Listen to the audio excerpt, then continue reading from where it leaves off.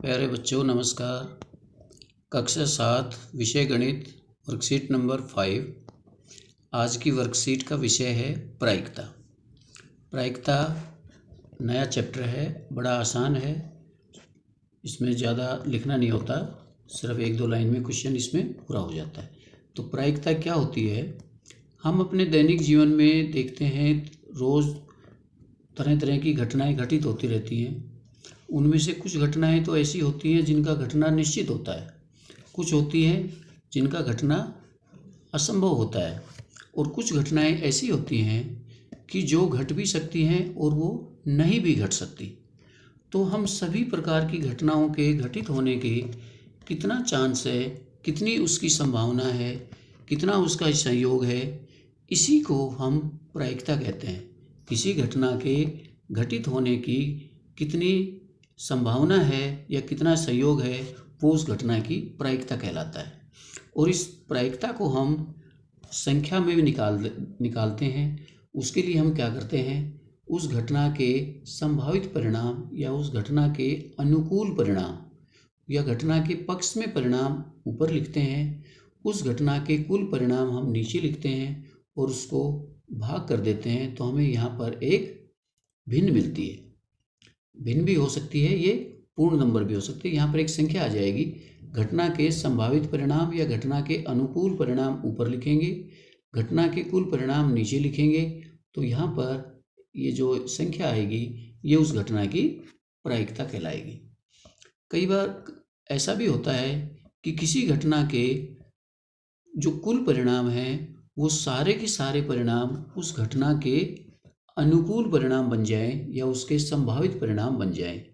तो यहाँ पर ऊपर और नीचे एक ही संख्या आएगी और काटने पर आंसर इसका 1 आ जाएगा, अर्थात उस घटना की प्रायिकता 1 हो जाएगी।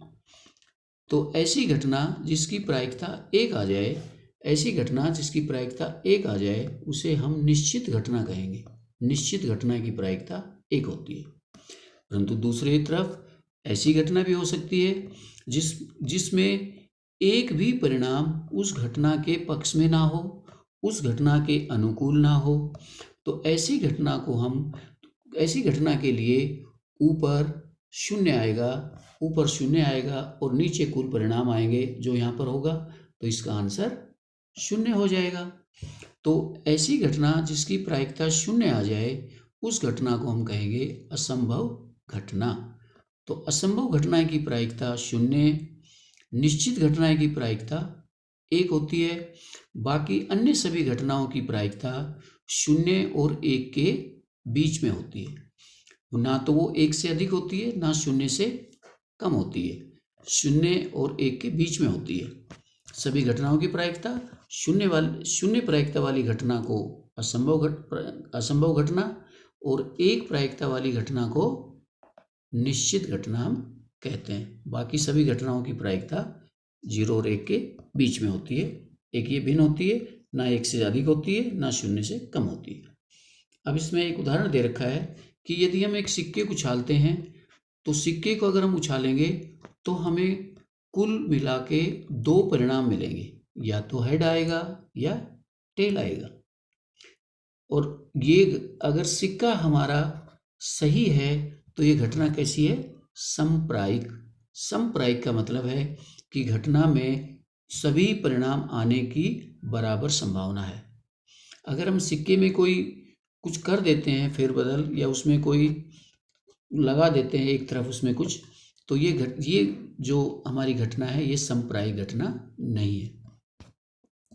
तो सिक्के में कुल मिला के 2 घटनाएं होंगी, हेड या टेल।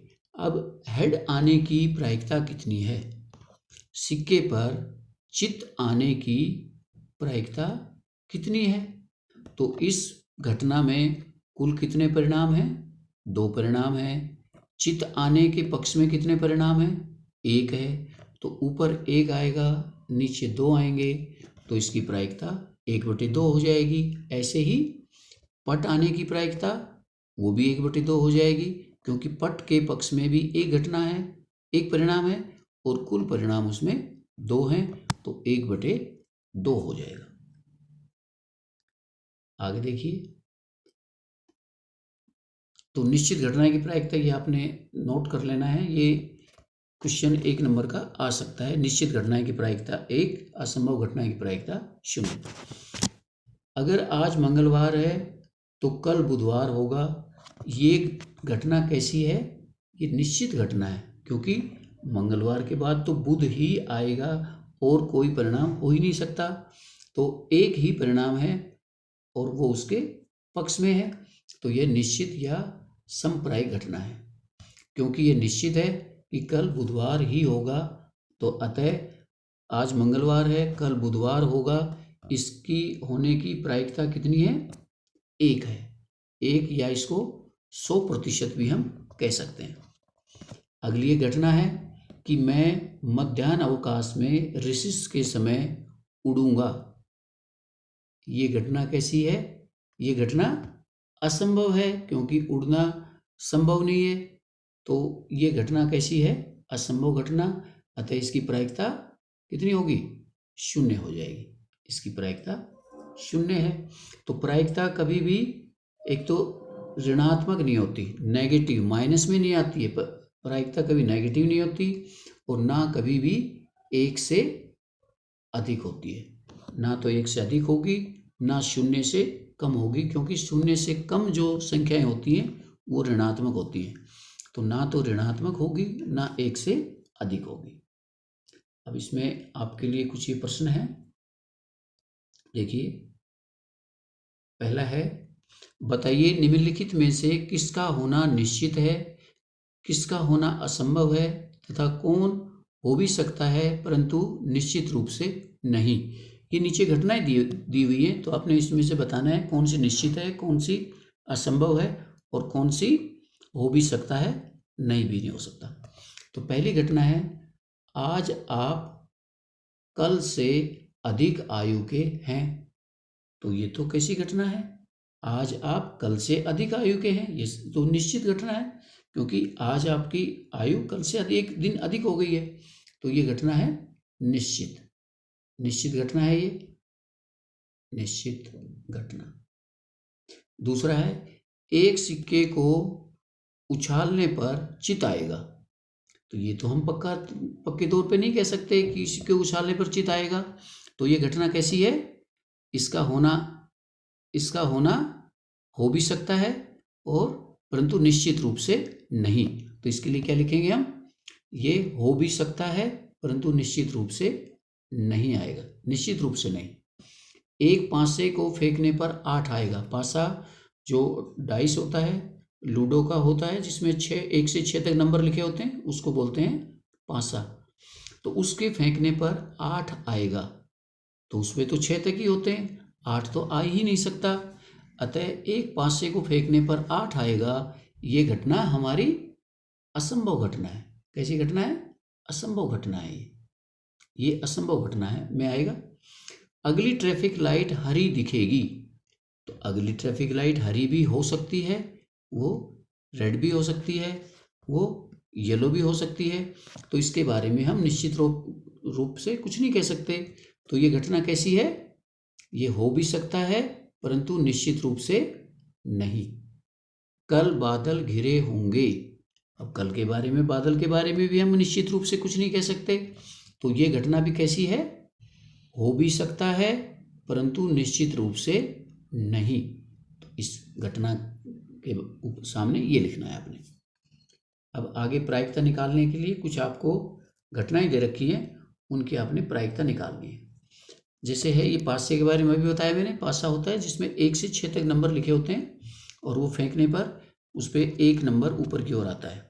तो एक पासे को फेंका जाता है और निम्न प्रायिकता ज्ञात कीजिए। तो ये बताइए कि अगर एक पासे को फेंकेंगे तो हमें कुल कितने परिणाम मिल सकते हैं, कुल कितने परिणाम आ सकते हैं? तो उसमें 6 परिणाम आ सकते हैं। या तो पासे पे 1 आएगा, या 2 आएगा, या 3 आएगा, या 4, या 5, या 6। तो पासे को फेंकने पर कुल परिणाम हमारे पास कितने हो गए? 6 परिणाम। अब वो प्रश्न है कि 2 से बड़ी संख्या आने की प्रायिकता बताओ कितनी होगी, भाज्य संख्या आने की प्रायिकता कितनी होगी, विषम संख्या आने की प्रायिकता कितनी होगी और सम अभाज्य संख्या आने की प्रायिकता कितनी होगी। तो इस घटना में एक तो हमें पता लग गया कि इस घटना के कुल संभव 6 परिणाम हैं। तो कुल परिणाम कितने हो गए? 6। तो देखिए इस क्वेश्चन को,